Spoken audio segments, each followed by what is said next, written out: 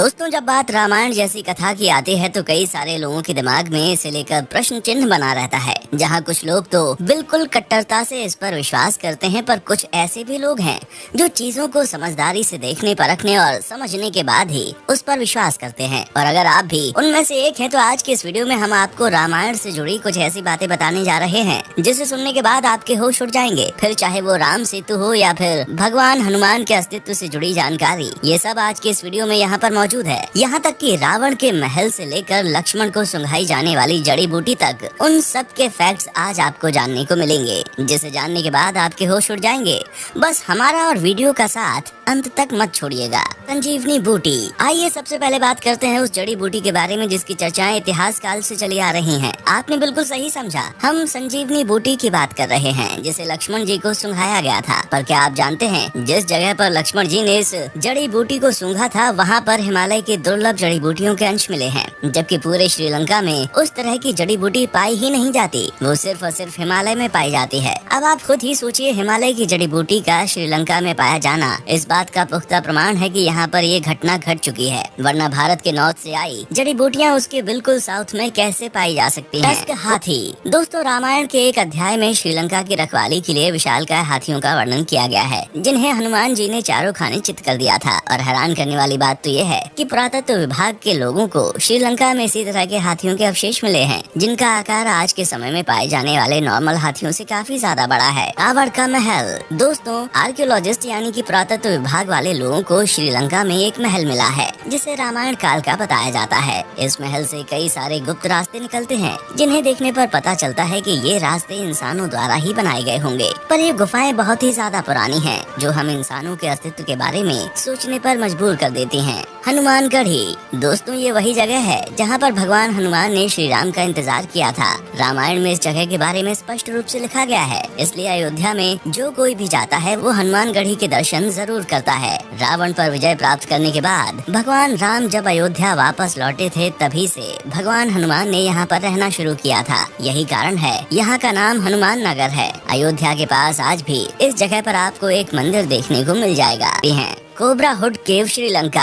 अब आइए आपको उस गुफा के बारे में बताते हैं जिसमें माता सीता को असुरों द्वारा पकड़कर रखा गया था। और हम ये बात ऐसे हवा में नहीं कर रहे, बल्कि ये बात पुरातत्व विभाग वाले लोगों ने इस गुफा की जांच करके बताई है, जिसमें पाया गया है कि इसका ये जो स्ट्रक्चर है ये नेचुरली बनकर तैयार हुआ है। इसमें किसी भी इंसान का कोई हाथ नहीं था। रामायण की कथा में भी इसी का जिक्र करते हुए बताया गया है कि माता सीता को असुरों ने अगवा करने के बाद यहीं पर रखा था। और इस चीज की पुष्टि करने के लिए आप यहाँ बनी तस्वीरों पर नजर डाल सकते हैं। इन गुफाओं में ऐसी तस्वीरें बनी हुई हैं जो कुछ हजार नहीं बल्कि लाखों करोड़ों साल पुरानी हैं। ये तस्वीरें रामायण की पूरी कहानी को दर्शाती हैं। लंका जलने के अवशेष। रामायण की कथा में हमें ये साफ साफ पता चलता है कि कैसे हनुमान जी ने पूरी लंका में आग लगा दी थी, जिस वजह से पूरी लंका जलकर खाक हो गई थी। पर सबसे ज्यादा हैरान करने वाली चीज तो ये है कि लंका के जलने के अवशेष मिल चुके हैं। असल में शोधकर्ताओं ने जांच के बाद ये बताया कि यहाँ की मिट्टी काली पड़ चुकी है। और ये पूरे श्रीलंका का हाल नहीं है, बल्कि जिस जगह पर लंका के होने का जिक्र है सिर्फ वहाँ की मिट्टी ही काली हुई है। बाकी उसके आसपास के इलाके में ऐसा कुछ भी देखने को नहीं मिलता। और यही सब चीजें वैज्ञानिकों को रामायण के अस्तित्व के बारे में सोचने पर मजबूर करती हैं।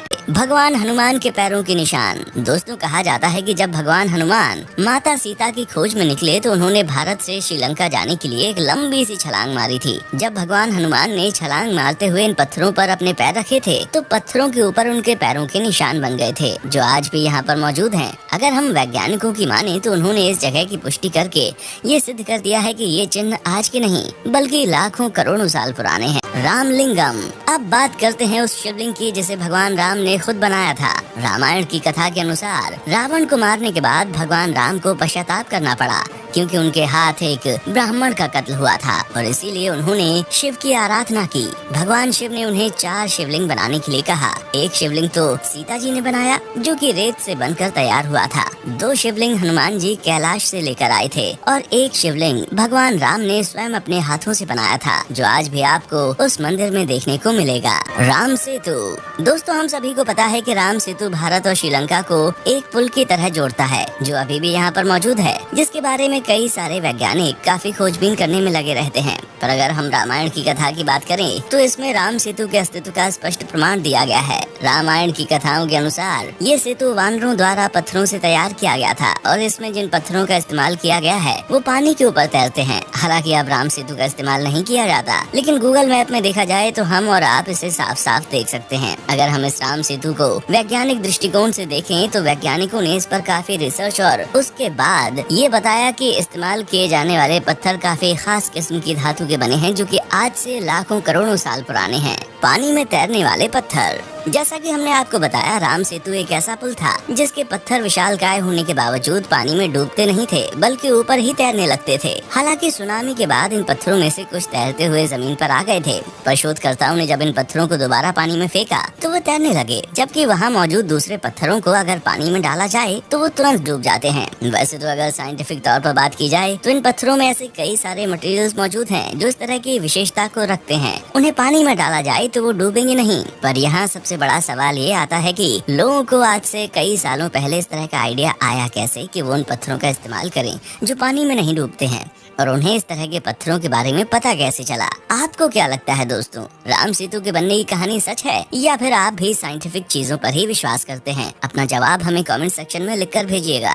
द्रोणागिरी पर्वत। दोस्तों, रामायण के युद्ध के दौरान जब लक्ष्मण को मेघनाथ ने मूर्छित कर दिया था और उनकी जान जाने वाली थी, तभी हनुमान जी संजीवनी लेने द्रोणागिरी पर्वत गए थे। उन्हें संजीवनी की पहचान तो थी नहीं, इसलिए उन्होंने पूरा का पूरा पर्वत ही उठा लिया और ये निर्णय किया कि वो इसको लेकर जाएंगे। पर युद्ध के बाद हनुमान जी ने उस पर्वत को वहीं पर लाकर रख दिया था। ऐसे में अगर इस पर्वत को देखा जाए तो उसमें आज भी वो निशान मौजूद हैं जहाँ से हनुमान जी ने इसे तोड़ा था। इसीलिए यहाँ के स्थानीय लोग इस पर्वत की पूजा करते हैं। अग्नि परीक्षा। आपको रामायण पता हो या ना हो, लेकिन ये चीज जरूर पता होगी कि माता सीता को रावण से बचाने के बाद भगवान राम ने उनसे उनकी पवित्रता साबित करने के लिए कहा, जिसके लिए सीता जी को अग्नि के अंदर से गुजरना पड़ा और इसे अग्नि परीक्षा कहा गया। दोस्तों, आज भी उस जगह पर वो पेड़ मौजूद है जिसके नीचे माता सीता ने इस परीक्षा को दिया था, और आज भी यहाँ के लोग न सिर्फ इस पेड़ की पूजा करते हैं बल्कि इस पेड़ के नीचे आकर कई सारे अहम फैसले लेते हैं। यहाँ तक कि पुरातत्व विभाग ने भी इस बात की पुष्टि की है कि लाखों साल पहले श्रीलंका में इंसानों के घर हुआ करते थे और राम सेतु के पत्थर भी उसी काल के हैं। अशोक वाटिका। अशोक वाटिका के बारे में तो आप सभी जानते होंगे, जहाँ माता सीता का अपहरण करने के बाद रावण ने उन्हें अशोक वाटिका में रखा था, क्योंकि माता सीता रावण के महल में रहने के लिए तैयार नहीं थी। आपको बता दें कि ये जगह आज भी श्रीलंका में मौजूद है, जिसे इस समय हग्गाला बोटेनिकल गार्डन के नाम से जाना जाता है, और जिस स्थान पर सीता जी को रखा गया था उसे सीता एलिया कहा जाता है। अब आप खुद ही सोचिए, अगर इन सब चीजों का कोई इतिहास न होता तो भला श्रीलंका के लोग इस जगह को ये नाम क्यों देते? पंचवटी। दोस्तों, जब भगवान श्री राम को वनवास मिला था तो उन्होंने अयोध्या से लेकर श्रीलंका तक एक लंबी यात्रा की थी, और नासिक के पास आज भी पंचवटी तपोवन है, जहाँ अयोध्या से वनवास काटने के लिए निकलने वाले भगवान राम, सीता माता और भाई लक्ष्मण रुके थे, और यहीं पर लक्ष्मण ने शूर्पणखा की नाक काटी थी।